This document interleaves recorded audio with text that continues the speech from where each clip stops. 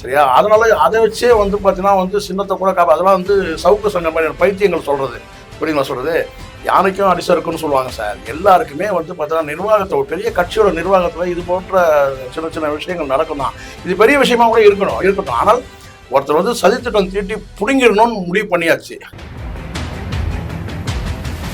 போறவெல்லாம் கண்ட பைத்தியங்கள்லாம் பேசுறதுக்கெல்லாம் நம்ம பதில் சொல்ல முடியாது. ஒரு விஷயம் நல்லா புரிஞ்சுங்க.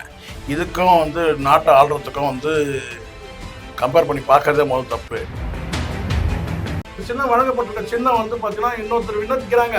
நீங்க இந்த சின்னத்தை வந்து பார்த்தீங்கன்னா நீங்க விண்ணப்பிக்காம இருக்கிறீங்க. அப்படி பாத்தீங்க இந்தியா ஃபுல்லா மொத்தம் எத்தனை கட்சிகள் இருக்கட்டும் சார். என்னன்னு கேக்குறேன். அதனால என்னன்னு கேக்குறேன். உங்களுக்காக வந்து பணிஞ்சி வந்து அரசாங்கமே இது வந்து செய்யணும் நீங்க வந்து எதிர்பார்க்கறீங்க சார். பணிஞ்சி கிடையாது சார். இது வந்து நான் சொல்ற சட்டம். உங்களுக்கு புரியல. நான் சொல்றது கேட்டீங்கன்னா செய்தித்தாள்ல வெளியிடுங்கன்ற நான். உங்களுக்கு சிக்கல் என்ன? உங்களுக்கு சின்னத்தை பத்தி பேசுறீங்களா இல்ல குடும்ப அரசியல் பத்தி பேசுறதுக்கு ஒரே வார்த்தை.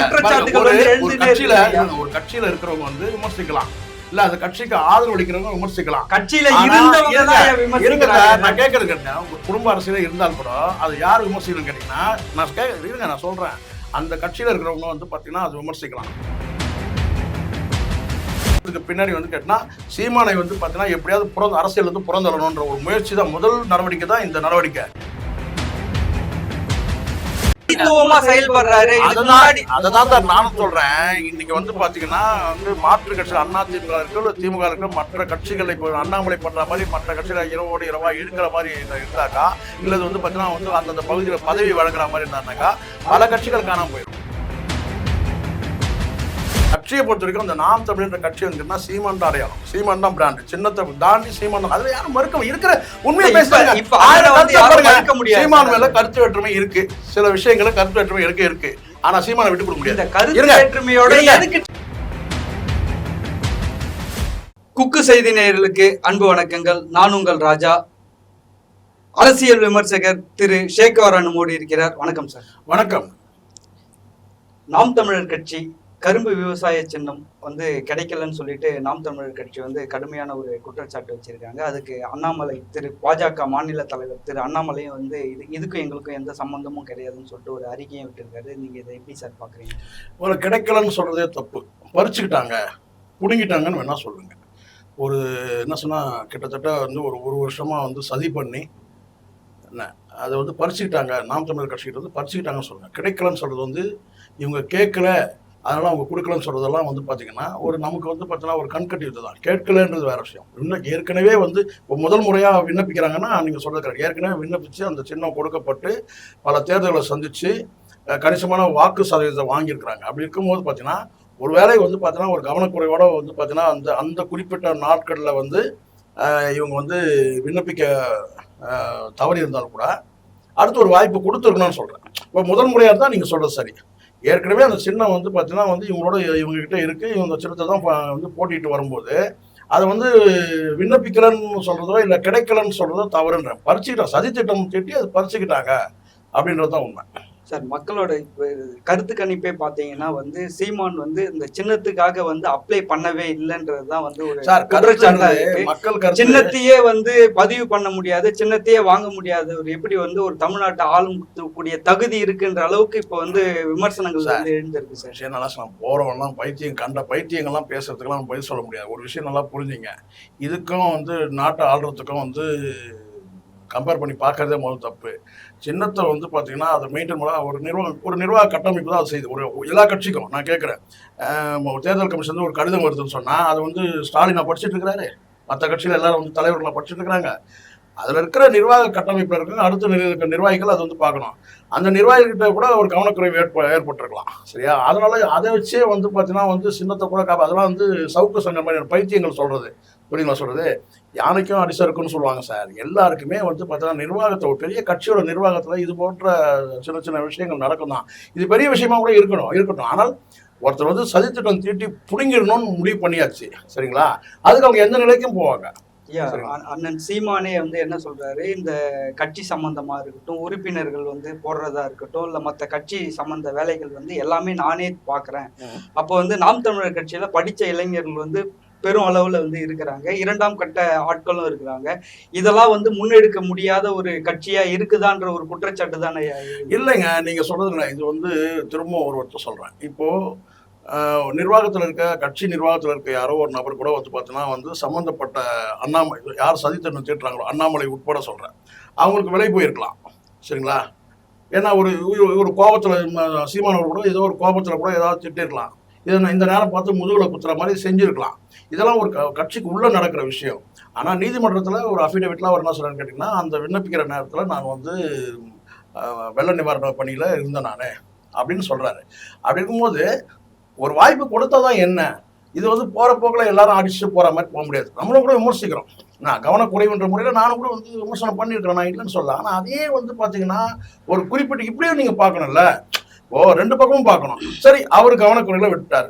புதுசா விண்ணப்பிக்கிற மாதிரி தான் நீங்க சொல்றது எடுத்துக்கலாம். இப்பதான் முதல் முறையா அந்த சின்னத்தை கேட்கிறாரு அப்படின்னு சொன்னா பரவாயில்ல. ஏற்கனவே அந்த சின்னம் இவங்க கிட்ட இருக்கு. அப்போ நீங்க இதை தாண்டி வேற யாருக்கு அந்த சின்னத்தை கொடுக்குறீங்கன்னு சொன்னா கர்நாடகாவில் இருக்கிற ஒரு லெட்டர் பேட் கட்சிக்கு தான் கொடுக்குறீங்க. லெட்டர் பேட் கூட அந்த ஈரம் கூட காஞ்சி இருக்குமான்னு தெரியல. அந்த லெட்டர் பேட சீக்கிரம் போய் பதிவு பண்ணிருக்காங்கல்ல சார் கட்சிக்காக.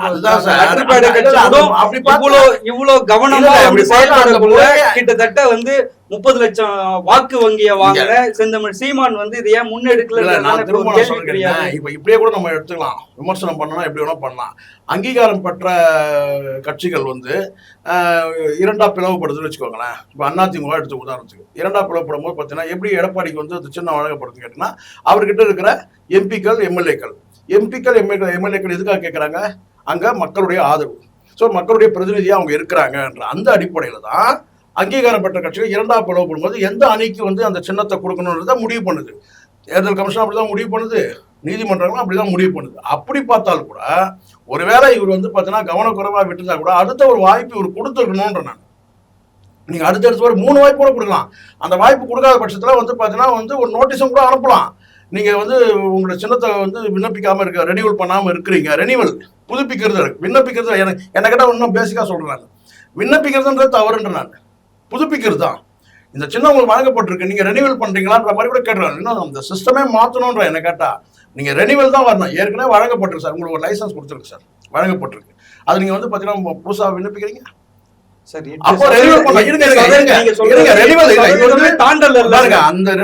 அந்த கட்சி இருக்குல்ல கர்நாடகாவில் இருக்கிற அந்த பாரதிய வந்து பிரஜா ஐக்கிய பார்ட்டிக்கு வேணா இது வந்து முதல் அவங்க விண்ணப்பிக்கிறாங்கன்னு சொல்லலாம்.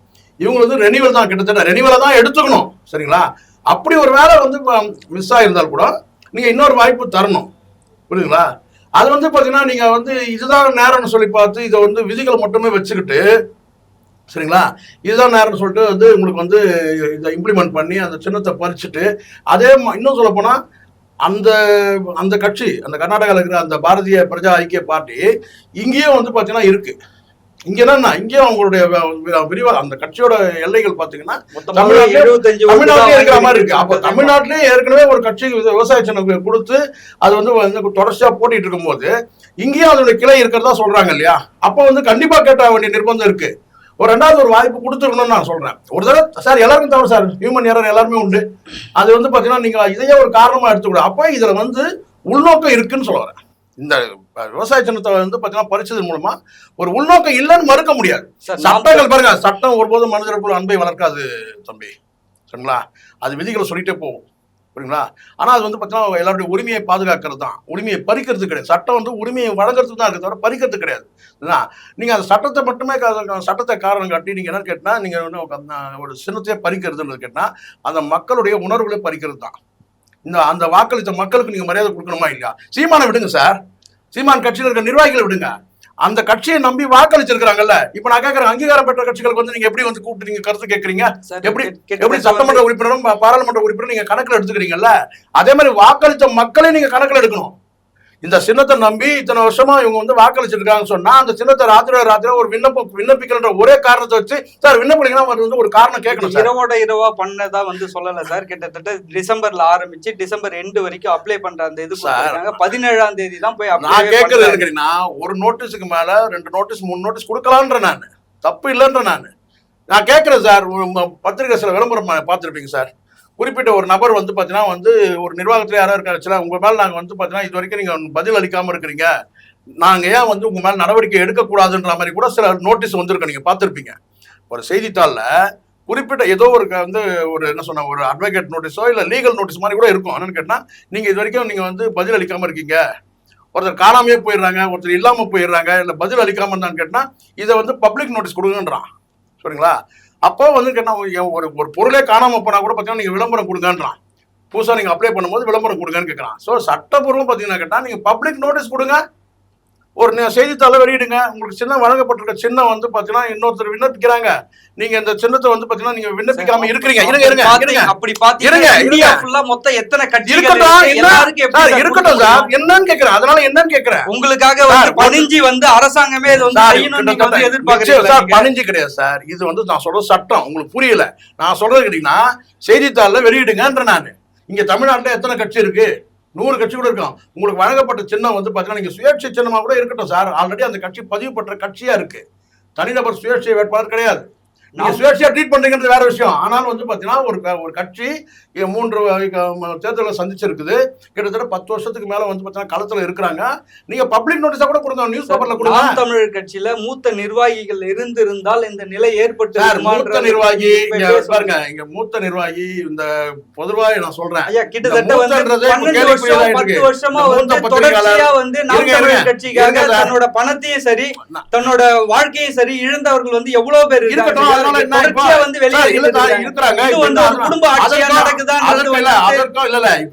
சிக்கல் என்ன? உங்களுக்கு சின்னத்தை பத்தி பேசுறீங்களா இல்ல குடும்ப அரசியல் பத்தி பேசுறதுக்கு ஒரே வார்த்தை. ஒரு கட்சியில இருக்கிறவங்க வந்து விமர்சிக்கலாம், இல்ல அந்த கட்சிக்கு ஆதரவு அளிக்கிறவங்க விமர்சிக்கலாம். கட்சியில நான் கேட்கறது, ஒரு குடும்ப அரசியல இருந்தால் கூட அது யார் விமர்சிக்கணும் கேட்டீங்கன்னா, நான் சொல்றேன், அந்த கட்சியில இருக்கிறவங்க வந்து பாத்தீங்கன்னா அது விமர்சிக்கலாம். ஏங்க குடும்ப அரசியல் பண்றீங்கன்னா தலைவரை கேள்வி கேட்கலாம், அல்லது வந்து பாத்தீங்கன்னா ஒரு அந்த ஆதரவு அளிக்கிறவங்க கேள்வி கேட்கலாம். இப்ப நான் கூட கேட்பேன், உங்களுக்கு பிரச்சனை என்ன? நான் கேட்கறேன், உங்களுக்கு என்ன பிரச்சனை? உங்களுக்கு பிரச்சனை வந்து கேட்டா சின்னம், அந்த சின்னம் ஏன் பறி போச்சுன்னு கேட்டது நம்ம அவரே சொல்றாரு. என்னன்னு கேட்டா, நான் தேர்தல் பணியில இருந்து அந்த கவனம் வந்து பாத்தீங்கன்னா கவனம் திசை மாறுறதுக்கு காரணம் என்னன்றதை சொல்லிட்டாரு. இப்போ அந்த சின்னம் வந்து வழங்கப்பட்டு மறுக்கப்பட்டிருக்கு. அதுக்கு பின்னாடி அண்ணாமலை இருக்கிறான்னு சொல்லிட்டு அண்ணாமலையோட முதுகுல குத்துற வேலை இருக்குன்றது தெளிவாயிடுச்சு. இதை தாண்டி அடுத்த சப்ஜெக்ட் போகக்கூடாது. இந்த சப்ஜெக்ட் நான் சின்னம் பத்தி பேசுறீங்க, சின்னத்தை பத்தி பேசுங்க, சின்னத்துக்கு விளக்கம் சொல்லியாச்சு. மீண்டும் அந்த சின்னத்தை மீட்கிறதோ இல்லை மீட்கவே முடியலன்னு சொன்னா இன்னொரு மாற்று சின்னத்தை கொடுக்கறது பெரிய விஷயம் கிடையாது. திமுக போன்ற பெரிய கட்சிகளே கூட பார்த்தீங்கன்னா உதய சொன்ன சின்னத்தை பிடிங்காச்சுன்னு சொன்னா அவங்களுடைய வாக்கு சதவீதம் சரியும். ஏன்னா இங்க வந்து பார்த்தீங்கன்னா படிப்பறிவற்ற மக்கள் நிறைய பேர் இருக்கிறாங்க. சரிங்களா? இங்க கழிவறை கூட வந்து பார்த்தீங்கன்னா ஆண்கள் பெண்கள் போடணும் தம்பி, இல்லைன்னா உள்ள நுழைஞ்சுடுவீங்க நீங்க. உண்மையா? ஆண்கள் பெண்கள் போனா பரவாயில்ல, கூட ஒரு படத்தையே வரையலாம். ஏன் வரையலாம் நான் கேட்கிறேன், அதுக்கு பதில் சொல்லுங்க. அது படிக்காத ஒரு சில ஆட்கள் புரியுதுங்களா? புரியுதுங்களா? இப்ப நம்ம ஆண்கள் பெண்கள் எழுதினாலே நம்ம கவனக்குறையில உள்ள நுழைஞ்சிடும். சமயத்துல நடக்குது இல்ல அது மாதிரி கவனக்குறைவு, ஏன்னா ஏதோ ஒரு சிந்தனை நுழைஞ்சிடும். அந்த மாதிரி தான் வந்து வாக்களிக்கும் போது பார்த்தீங்கன்னா சிந்தனை வந்து சிதறும். அதனால என்னன்னு கேட்டீங்கன்னா அந்த சின்னம்ன்றது ரொம்ப ரொம்ப முக்கியம். அதனால தான் பார்த்தீங்கன்னா கழிவறையில வந்து ஆண் பெண் சொல்லிட்டு உருவத்தை வரையறான். புரியுங்களா? இங்க மட்டும் எல்லா இடத்துலயுமே நான் சொல்றேன். இப்போ நான் திரும்ப ஒரு விஷயம் சொல்றேன், இந்த சின்னம் வந்து பறி போயிடுச்சு, அதனால வந்து பார்த்தீங்கன்னா நாம் தமிழர் முடங்கிடுமா, நாம் தமிழர் அழிஞ்சிடுமான்னு கனவுலாம் யாரும் காண வேணாம். இன்னும் கூட நான் சொல்றேன், இந்த சதி திட்டத்துக்கு பின்னாடி வந்து கேட்டா சீமானை வந்து பாத்தீங்கன்னா எப்படியாவது அரசியல் வந்து புறந்தள்ளணும்ன்ற ஒரு முயற்சி தான், முதல் நடவடிக்கை தான் இந்த நடவடிக்கை. சீமான் ஐயா வந்து வர்றது வந்து எல்லாருமே வந்து வரவேற்கத்தக்கது. ஏன்னா திராவிட கட்சிகள் மாற்று வந்து நாம் தமிழ் தேசியம் சொல்லிட்டு முன்னெடுத்திருக்காரு, தேசிய கட்சிகளையும் வந்து கடுமையா எதிர்க்கிறாரு. இதற்கு நடுவுல வந்து கிட்டத்தட்ட 10 வருஷம் 12 வருஷம் தொடர்ச்சியா வந்து நாம் தமிழர் கட்சிக்காக உழைத்தவர்கள், நாம் தமிழர் கட்சிக்காக செலவு பண்ணவர்கள், இவர் எல்லாருமே தொடர்ச்சியா ஒரு ஆளா வந்து வெளியேறிட்டு இருக்கிறாங்க. வெளியேறி யார் போய் சொன்னா? எங்க போய் யாரு எங்கேயும் போய் சேரல. தமிழ் தேசிய கோட்பாட்டோட தான் தனித்துவமா வந்து இயங்கிட்டு இருக்கிறாங்க. இல்ல மற்ற கட்சிகள்ல இருந்து வெளியில வர இந்த கட்சி வந்து கோட்பாடு சரியில்லை, கொள்கை சரியில்லை, இனவாதத்துக்கு எதிராக இருக்கு, மதவாதத்துக்கு எதிராக இருக்குன்னு எல்லாருமே வந்து கருத்து தெரிவிக்கிறாங்க. இது வரைக்குமே நாம் தமிழர் கட்சியில இருந்து வந்தவங்க யாரும் இது மாதிரி வந்து கருத்தும் தெரிவிக்கல. தொடர்ச்சியா வெளியேறது விலகி போலாம், மறுபடியும் மீண்டும் சேரலாம். உங்களுக்கு என்ன அதனால சிக்கல்? இருங்க, கட்சி விட்டு வெளியே போறாங்கன்றீங்கல்ல, வெளியே போயிட்டு வேற மாற்று கட்சியோட 2 பேர் வேணா போய் சேர்ந்துருக்காங்க, பளிச்சுன்னு தெரியும். திமுக ஒருத்தரும் அதிமுக ஒருத்தரும். அதை தாண்டி வேற யாரும் எந்த கட்சியில போய் சேர்ந்துட்டாங்க சொல்லுங்க? தனி- சீமா நாளைக்கு வந்து பாத்தீங்கன்னா மாற்று கட்சியில் இருக்கிறவங்க வாங்கன்னு ஒரு அழைப்பு கொடுத்தாருன்னா பல கூடாரம் காலி ஆயிரும். இதுதான் உண்மை. ஐயா, ஹிட்லர் போல செயல்படுறாரு, திமுக தனித்துவமா செயல்படுறாரு. இதுக்கு முன்னாடி அததான் சார் நானும் சொல்றேன். இன்னைக்கு வந்து பாத்தீங்கன்னா வந்து மாற்று கட்சியில் அண்ணா திமுக இருக்கு, திமுக இருக்கு, மற்ற கட்சிகள் இப்போ அண்ணாமலை பண்ற மாதிரி மற்ற கட்சியில இரவோடு இரவா இழுக்கிற மாதிரி இருந்தாக்கா, இல்லது வந்து பாத்தீங்கன்னா வந்து அந்தந்த பகுதியில பதவி வழங்குற மாதிரி இருந்தாருனாக்கா பல கட்சிகள் காணாம போயிடும். உண்மை இது. ஆனால் இருக்கிற நிர்வாகிகளுக்கே அங்க வந்து பாத்தீங்கன்னா அவர் வந்து நிர்வாக கட்டமைப்பு உருவாக்கலன்ற மாதிரி ஒரு குறைகள் இருக்கு. புரியுதுங்களா? சொல்லு ஒரு குற்றச்சாட்டா கூட சொல்றாங்க. என்ன கேட்டா நிர்வாக கட்டமைப்பு உருவாக்கல அப்படின்னு சொல்லு. அது வந்து அவங்க முடிவு. நிர்வாக கட்டமைப்பு உருவாக்குனா இது மாதிரியான பிரச்சனைகள் வந்து ஒரு சார், அதை நான் உடன்படுறேன் சார். அது வந்து அவங்க தானே முடிவு எடுக்கணும். நம்ம கருத்து தான் சொல்ல முடியுமே தவிர அதை முடிவு எடுக்கிறது அவங்க தான். ஏன் அந்த நிர்வாக கட்டமைப்பு உருவாக்கலன்றது அவருக்கு தான் தெரியும். புரியுங்களா சொல்றது? அது என்ன காரணம் அவர் விளக்கணும். இதை நம்ம சொல்ல முடியாது. ஆனால் ஒரு விஷயம் கேட்டீங்கன்னா, சீமான் கட்சியில இருந்து எத்தனை பேர் போனாலும் சீமான் ஒரே ஒரு ஆள் இருக்கிற வரைக்கும் வந்து பாத்தீங்கன்னா அந்த கட்சி இருக்கும்ன்ற நான். அவர் உயிரோட இருக்கிற வரைக்கும் லைவ்ல இருக்கிறாரு, நடமாடுறாருன்னும் போது பாத்தீங்கன்னா நிச்சயமா அந்த கட்சியை வந்து எத்தனை பேர் வெளியே போனாலும் அதை பத்தி கவலை இல்லை. கட்சி வந்து பாத்தீங்கன்னா ஸ்ட்ரென்த்தா இருக்கும். அது வந்து நான் சொல்றது வெளிப்படையான உண்மை. எல்லா சீனியர்களும் வந்து உழைத்து அந்த கட்சியை வந்து கட்டமைப்பை வந்து உருவாக்கி ஒரு பெரும் பலத்தோட நிறுத்திட்டு எல்லாம் வெளியில போயிடணும். அவர் மட்டும் வந்து நல்லா புரிஞ்சுங்க. குறைந்தபட்சம் கேட்கறதுனால நான் சொல்றேன் தம்பி, நல்லா இருக்கு. என்னைக்கா சீமான் வந்து பாத்தீங்கன்னா இந்த நபர் வந்து பாத்தீங்கன்னா கட்சியோட வந்து பாத்தீங்கன்னா வந்து உழைச்ச நபர் தான் இவரு. ஆனா இவர் வந்து தனிப்பட்ட முறை இவர் வளர்ச்சி அடைஞ்சிட்டு வர்றது வந்து பிடிக்காம ஒரு செய்தியா கூட நான் சொல்ல அவர் சொல்ல வேண்டாம், இது ஸ்டேட்மெண்டா கொடுக்கணும். ஒரு செய்தி அந்த மாதிரி ஏதாவது இருக்கா? கட்சியில ஒழுங்கு நடவடிக்கைன்னு சில பேர் வந்து பாத்தீங்கன்னா கட்சியில எவ்வளவு இருக்குங்க. ஒரு நிர்வாகம் கட்சியில நிர்வாகம் பண்ணும்போது அவங்களுக்கு தான் தெரியும் இவன் என்ன வேலை பண்றான்னு சொல்லிட்டு. அப்போ அந்த ஒழுங்கு நடவடிக்கைன்னு சில பேர் எடுக்கதான் செய்ய வேண்டியிருக்கும். அவங்க வெளியே கூட போகலாம். வெளியே வந்தவங்களும் அவங்க கட்சியில என்ன பண்ணாங்க உங்களுக்கு தெரியுமா? எல்லா கட்சியும் நான் கேட்கறேன், எல்லா கட்சியிலையும் பாருங்க நீக்கப்படுறவங்க எல்லாரும் என்ன கேட்டா கட்சியோட நிர்வாகத்தை விதிகளை தாண்டி சட்ட விதிகளை தாண்டி நடந்துட்டாலும் கட்சிக்கு அவப்பெயர் ஏற்படுத்தும் விதமாக நடந்து கொண்டதாலும் இருங்க நீக்கப்பட்டா சொல்லுவாங்க. ஆனா என்னன்னு ஏதாவது விளக்கம் இருக்கா எந்த கட்சியிலாவது? விளக்கம் வந்து எல்லாமே தெளிவா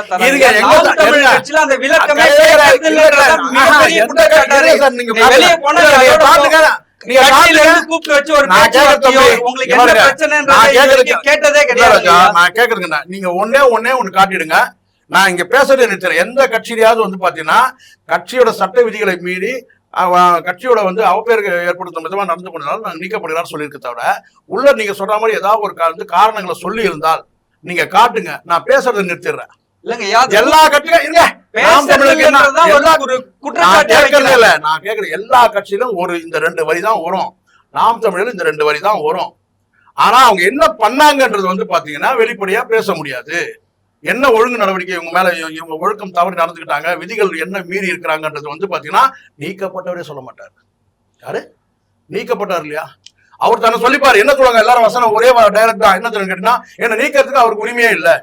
அதுக்கு முன்னாடி சீமான் தான் அந்த கட்சியில எல்லாமே சொல்லியிருப்பான்.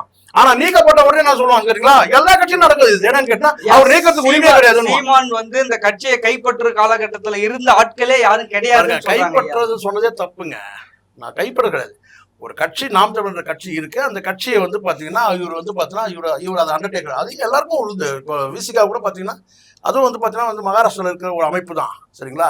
அதை எடுத்து அவங்க விடுதலை சிறுத்தைகள் கட்சின்னு அவங்க மாத்துறாங்க. இவர் நாம் தமிழர் கட்சியை அதை மெயின்டைன் பண்றாரு. அவ்வளவுதானே தவிர கட்சியை பொறுத்த வரைக்கும் அந்த நாம் தமிழர் கட்சி வந்துன்னா சீமான் தான் அடையாளம், சீமான் தான் பிராண்ட். சின்னத்தை தாண்டி சீமான் தான். அதுல யாரும் மறுக்க இருக்கிற உண்மையை பேசுறாங்க. சீமான் மேல கருத்து வேற்றுமை இருக்கு, சில விஷயங்கள கருத்து வேற்றுமை இருக்கு. ஆனா சீமானை விட்டு கொடுக்க முடியாது.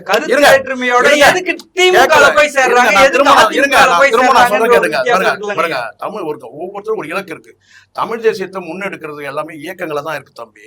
புரியுங்களா? இப்ப உங்களுக்கே கூட ஒரு ஆசை இருக்கும். என்னன்னு கேட்டா தமிழர்களுக்கான தனியா ஒரு ஆட்சி வேணும், தமிழ் தேசிய ஆட்சி நிறுவனம்னு சொல்லிட்டு உங்களுக்கு ஒரு ஆசை இருக்கலாம், ஒரு கனவு இருக்கலாம். எனக்கு 52 வயசுல அந்த கனவு இருக்கு சரிங்களா. அது வந்து பிரபாகரனால் நடக்கும் நம்ம எதிர்பார்த்தோம். ஏதோ ஒரு உலகத்துல ஒரு மூலையில வந்து பார்த்தோம்னா தமிழர்களுக்கான நான் பேச விடுங்க தமிழருக்கான ஆட்சி வந்து அமையும் சொல்லிட்டு அந்த கனவு வந்து பார்த்தா தமிழ் ஈழத்தில் நடக்கல. தமிழ்நாட்டில் நடக்கணும்னு ஆசைப்படுறோம். சீமான் தலைவர்கள் தமிழர்களுக்கான ஆட்சி அமையும் நம்ம ஆசைப்படுறோம். அதுக்காக நம்ம தொடரும். ஆதரவாளர் தான். கட்சியில் நான் உறுப்பினர் கிடையாது, மெம்பர் கிடையாது. கருத்து வேற்றுமை தான் சீமானே சாடுவேன். ஆனால் அதே சீமானை விட்டு கொடுக்க முடியாது, மற்றவங்க விட்டு கொடுக்க முடியாது. ஆனால் இப்போ நான் சொல்ல வருதுன்னு கேட்டீங்கன்னா ஒரு மாற்று சிந்தனை இருக்கு. கட்சியை விட்டு வெளியே போறாங்க. வெளியே போய் அவங்க மாற்று கட்சியில போய் சேர்ந்தாங்களா? லாஸ்ட்ல கடைசியா போன வெற்றி குமரன் வெளியில தான் இருக்காங்க. நாளைக்கு ஒரு குரல் கொடுத்தா போதுங்க. அந்த ஒரே ஒரு கேள்வியை தாங்க முன் வைக்கிறேன் உங்களுக்கு. நீங்க என்ன சொல்றீங்க? எல்லாரும் போய் வைக்கல. தமிழ் தேசியம் வளரணும், தமிழ் தேசியம் துளிர்த்து இந்த நேரத்துல எழுந்திருக்கிறப்ப இதுக்கு நம்ம ஒரு முட்டுக்கட்டையா இருக்க கூடாதுன்னு தான் யார் இருக்கிறாங்க? தமிழ் தேசிய ஆட்கள் யார் இருக்கிறாங்க? முட்டுக்கட்டையா இருக்குது யாரு சொல்லுங்க? யாரு இல்லங்கய்யா முட்டுக்கட்டைன்னு சொல்றீங்க? யாரு இருக்கிறாங்க முட்டுக்கட்டையா? இல்லங்கய்யா, நான் எதுக்கு சொல்ல வரேன்னா முட்டுக்கட்டை திராவிட இயக்கங்கள் இருங்க. திரும்ப நான் சொல்றேன், நீங்க சொன்ன கூட தமிழ் தேசியத்தை வந்து ஆட்சி அமையத்துக்கு முட்டுக்கட்டையா இருக்கு திராவிட இயக்கங்கள் தான் இருக்கு. அவங்களும் தமிழ் என்ற ஆயுதத்தை எடுத்துக்கிறாங்க. அவங்க கூட வந்து பாத்தீங்கன்னா சோரம் போறது இருங்க. சோழமன் கேட்டா அந்த மே 17 போன்ற இயக்கங்கள் இன்னும் பல இயக்கங்கள் இருக்கு. சீமான் கிட்ட இருக்கிற வந்து இயக்கங்கள் எல்லாம் தமிழ் தன்னுரிமை இயக்கங்கள் நிறைய இருக்கு. ஆனால் அந்த இயக்கங்கள் எல்லாம் கேட்டா முற்றிலுமா அந்த கட்சியில இணையல. சரிங்களா? இணைச்ச கூடாதுன்னு அவர் வந்து சொல்லவே இல்லை. அவங்க ஒரு தனி அமைப்பா இருக்கிறது அவங்க விரும்புறாங்க. தனியா ஒரு அமைப்பு வச்சிருக்காங்க. இங்க சிக்கல் என்னன்னு கேட்டீங்கன்னா, எல்லாமே இங்க தமிழர் தன்னுரிமை பேசுற இயக்கங்கள் எல்லாம் வந்து கட்சியா மாறாம ஒரு இயக்கமாவே இருக்கிறாங்க. இங்க சிக்கலை என்னன்னு கேட்டா அதுதான். சீமானுடைய குடையில எல்லாரும் வந்து ஒண்ணு பார்த்தீங்கன்னா அந்த கட்சியில சேர்ந்து இணைஞ்சாங்கன்னா இந்த பிரச்சனையே கிடையாது. எல்லாம் இயக்கங்களா வச்சு தனித்தனி இயக்கங்களா 10 பேர் சேர்ந்து மாவட்டங்களுக்கு ஒரு 10 குழுக்களா இருக்கிறாங்க. இவங்க எல்லாரும் சீமானோட ஒரே குடையிலுக்கு வந்தாங்கன்னா நம்பிக்கையோட, அப்போ வந்து பாத்தீங்கன்னா அந்த கட்சியோட அடுத்த பரிணாம வளர்ச்சி நம்ம பார்க்க முடியும். அதுவும் நடக்கும். அந்த நடக்கிறதுக்கு முன்னாடிதான் எல்லா விதமான முட்டுக்கட்டையும் போறதுதான் இந்த சின்னத்தை புடுங்கிறது. அந்த இதையும் கடந்து போவார் தான் நான் சொல்றேன். சீமான் வந்து பாத்தீங்கன்னா இந்த சின்னத்தோட அவர் முடைக்கலாம் முடியாது. சீமான் தான் அங்க சின்னமே. வேணா இந்த தேர்தல் கமிஷனுக்கு வந்து தமிழ்நாட்டுக்கு மட்டுமே ஒரு சட்ட விதி கொண்டு வர முடியுமா? வெறும் முகத்தை மட்டும் போட சொல்லுங்க. இந்த சின்னத்தை தனியா நான் சொல்றேன், ஒரு முகத்தை மட்டும் காட்ட சொல்லுங்க. ஸ்டாலின் முகம் இருக்கட்டும், எடப்பாடி முகம் இருக்கட்டும், சீமான் முகமும் இருக்கட்டும். நான் சொல்றேன் சின்னம் வந்து பாத்தீங்கன்னா யார் சின்னம்? சீமான் தான் சின்னம். இங்க அரசு உங்களுக்கு ஏத்த மாதிரி எல்லாம் வளைந்து அரசு வளையுதோ வளையலையோ இதுக்கு மட்டும் சின்னத்தை இருங்க. ஒரு லெட்டர் பேட் கட்டி சிவில் சட்டத்தை தப்பு என்னன்னு கேட்கிறேன். நான் என்ன கேட்கிறேன்? ஒரே கேள்விதான் கேட்கிறேன். நீங்க எதுக்காக சின்னத்தை ஒதுக்குறீங்க? அடையாளத்தை தான் ஒதுக்குறீங்க. அந்த அடையாளத்தை நீங்க மாத்தி கொடுத்தீங்கன்னா மக்கள் இருங்க. படிப்பறிவற்ற மக்கள் 140 கோடி இருக்கிற படிப்பறிவு மக்கள் கிட்ட வந்து பாத்தீங்கன்னா நீங்க சின்னத்தை வந்து பாத்தீங்கன்னா எதுக்காக கொடுக்குறீங்க? அடையாளத்துக்காக கொடுக்குறீங்க. அந்த அடையாளத்தை நீங்க வந்து பாத்தீங்கன்னா நேற்று வந்து லெட்டர் பேர் கட்சிக்காக நீங்க மாத்துவீங்க. 10 வருஷமா இருக்கிற கட்சி கிட்ட இருக்க வந்து அந்த சின்னத்தை பிடிங்கி நேற்று வந்து ஒரு லெட்டர் பேர் கட்சிக்கு 10 நாள் வந்து நடத்துற கட்சிக்காரர்கிட்ட கொடுப்பீங்கன்னு சொன்னா உங்களோட நோக்கம் என்ன? தேர்தல் கமிஷன் நோக்கம்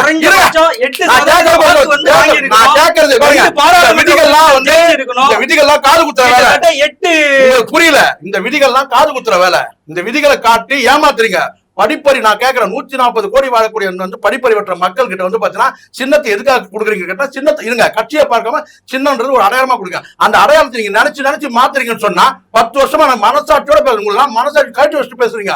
மனசாட்சியோட பேசுங்க. 10 வருஷமா அந்த கட்சியை நடத்துறாங்க. இருங்க 10 வருஷம் அந்த கட்சியை நடத்துறாங்க கேட்டா 10 நாள்ல ஒருத்தர் லெட்டர் பேட் ஆரம்பிச்சு கொண்டு வரான்னு கேட்டா ஒரு விதிகளை காரணம் வச்சு சட்டத்தை காரணம் வச்சு நீங்க சின்னத்தை மாத்துறீங்க சொன்னா உங்களுக்கு வந்து உள்நோக்கம் என்ன? தேர்தல் கமிஷனோட வந்து பாத்தீங்கன்னா எண்ணம் எப்படி இருக்கு? சிந்தனை எப்படி இருக்கு?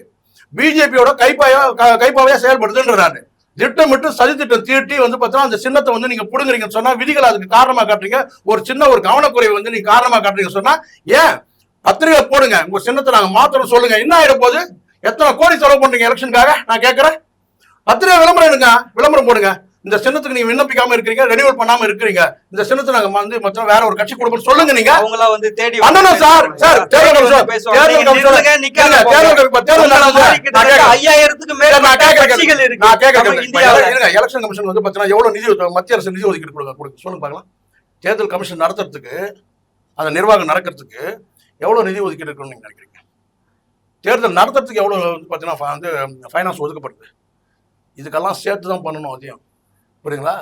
இந்த செலவு கூட நீங்க வந்து பாத்தீங்கன்னா வந்து சம்பந்தப்பட்ட கட்சி கூட நீங்க வந்து வசூல் பண்ணீங்க. ஆனால் வெளிப்படையா தெரியணும் சார். இந்த சின்னம் வந்து பாத்தீங்கன்னா அந்த கட்சியில வாக்களிச்ச மக்களுக்காக தெரியணுமா இல்லையா? 10 வருஷமா வந்து பாத்தீங்கன்னா கிட்ட 30 லட்சம் பேர் ஓட்டு போட்டிருக்காங்க. அந்த சின்னத்தை வந்து பாத்தீங்கன்னா நீங்க வெறும் விதிகளை மட்டுமே காரணம் காட்டி அவர் விண்ணப்பிக்கல அப்படின்னு சொல்றது வந்து பாத்தீங்கன்னா மக்களை ஏமாத்துற, ஓட்டு போட்ட மக்களை ஏமாத்துற வேலை. இதெல்லாம் இருக்குன்னு சார். நான் திரும்பவும் நான் சொல்றேங்க சார், எல்லாமே இருக்கட்டும் சார். நீங்க வெளிப்படையா பண்ணுங்க. டிரான்ஸ்போர்ட்னா மக்களுக்கும் தெரியட்டும், வாக்களித்த மக்களுக்கும் தெரியணும் சார். சீமானுக்கும் எலெக்ஷன் கமிஷன் வந்து மட்டும் சம்பந்தப்பட்ட விஷயம் கிடையாது சார். இது 30 லட்சம் பேர் வாக்களிச்சிருக்காங்க அந்த சின்னத்துக்கு. இல்ல நீங்க மக்களுக்கு தெரியட்டும். அம்மா சார் நான் திரும்ப சொல்றேன்ல, இது வந்து பாத்தீங்கன்னா முதல குத்துற வேலை. நீங்க இப்படி கேட்பீங்களா? இவங்க கேட்டா அவர் வீடியோ எடுத்துட்டான்னு சொன்னாங்க. அந்த வீடியோ எப்படி எடுத்தாங்கன்னு கேட்பீங்களா? நீங்க நான் கேட்கறேன்னு கேட்டேன். சீமான் சொல்ற ஒரு படி மேலே போய் நான் சொல்றேன். நீங்க வந்து பாத்தீங்கன்னா வந்து தாமரை சின்னம் வச்சிருக்கீங்களா? அது வந்து தேசிய மலர் தானே, அது எப்படி நீங்க வச்சுப்பீங்க? எதுக்கு தேர்தலுக்கு அப்புறம் எதுக்கு வழக்கு போடுறது? நான் கேட்கறதுக்கு இப்ப வழக்கு போடலாம். நான் கேட்கறதுக்கு பதில் சொல்லுங்க. முதல்ல வழக்கு போடுறாரு இல்ல நீங்க பதில் சொல்லுங்க. நீங்க ஒரு பத்திரிகை நீங்க நான் கேக்குறேன். அது தவறா சரியா? நான் கேட்கறது நேரடியா உங்களை கேட்கறேன், ராஜாவை கேட்கறேன். நீங்க பேசுறீங்கல்ல, நான் கேட்கற பதில் சொல்லுங்க. அவர் சொல்றாருல தேசிய மலர்னு சொல்றாருல, தேசிய மலர் தான் உங்களுக்கு தெரியும்ல, அது எப்படி அவங்க சின்னமா வச்சிருக்காங்க? ஏன் நீங்க கேஸ் போடுங்க, நீங்க சொல்லுங்க. சார் நான் கேஸ் போறேன், நீங்க சொல்லுங்க. வருஷத்துக்கு மேலே வந்து இந்த பாஜக சின்னம் வந்து இங்க ஒரு விஷயம் கிட்டத்தட்ட 100 வருஷம் புரியாம இருங்க. 100 வருஷம் 50 வருஷம் நான் சொல்றேன் 10 வருஷம் வந்து விவசாய சின்னம் இருக்கு. ஒத்துப்பீங்களா நீங்க? 10 வருஷம் கொடுக்குறீங்களா? வருஷத்துக்கு முன்னாடி நான் கேட்கறதுக்கு பதில் சொன்னோம். நீங்க இப்ப சொல்றீங்க தாமரைன்னா 100 வருஷம், நீங்க சொல்றீங்க 100 வருஷம் கிடையாது, 100 வருஷம் வச்சுங்க. 100 வருஷம்னா அதே தான் இங்கேயும் சொல்றேன். 10 நாள் ஆரம்பிச்சிருக்க அந்த சின்ன குடிக்க 10 வருஷமா வச்சிருக்காங்கல்ல. இப்ப நான் கேட்கறது என்னன்னு கேட்டீங்கன்னா, இப்ப உங்களுக்கு என்ன இல்ல, இப்ப உங்களுக்கு பிரச்சனை என்னன்னு கேட்டீங்கன்னா, சின்னம் பறிக்கப்பட்டது நீங்க மகிழ்ச்சியா நினைக்கிறீங்க. பொதுவா பாருங்க. இப்ப நான் கேட்கறது இல்ல, நான் கேட்கறது நீங்க நடுநிலையா நீங்க ஒரு வார்த்தை நான் கேட்கறதுன்னா ஒரே சரியா தவறா அது மட்டும் சொல்லுங்க. நான் கேட்கறது என்ன இல்ல இல்ல அப்படி கிடையாது.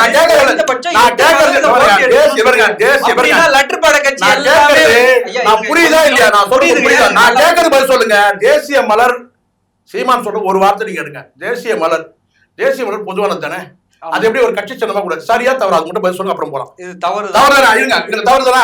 இப்ப அப்படியே இருங்க. இப்ப நான் கேட்கிறேன், இதை வந்து இதோட முடிக்கிறேன். என்னன்னு கேட்டீங்கன்னா, அந்த சின்னத்தை எடுத்துட்டு அவங்களுக்கு உகந்த சின்னம், பிஜேபிக்கு உகந்த சின்னம் கேட்டீங்கன்னா ஒரு வீடியோ கேமரா, அதுதான் அவங்களுக்கு சரியான சின்னம். சரிங்களா? இவர் சொன்ன காலிஃபிளவர் கொடுங்க சொன்ன காலிஃபிளவர், நான் சொல்றேன் காலிஃபிளவர் கூட வேண்டாம். உண்மையா கரெக்டான சின்னம் கேட்டா அதுவும் அண்ணாமலைக்கு தமிழ்நாட்டில் இருக்கிற பிஜேபிக்கு தனியா சின்னம் கொடுக்க முடியாதுதான். அது தேசிய வந்து பார்த்தீங்கன்னா தேசிய அளவில் இருக்க வந்து ஒரு கட்சிக்கு வந்து பார்த்தீங்கன்னா சின்னம் கொடுக்கணும்னாக்கா கண்டிப்பா நான் சொல்றேன் இந்த வீடியோ கேமரா இருக்கு இல்லைங்களா, அதை மட்டும் வந்து சின்னமா கொடுத்தா அதுதான் பொருத்தமான சின்னம் பிஜேபிக்கு. நன்றி, வணக்கம்.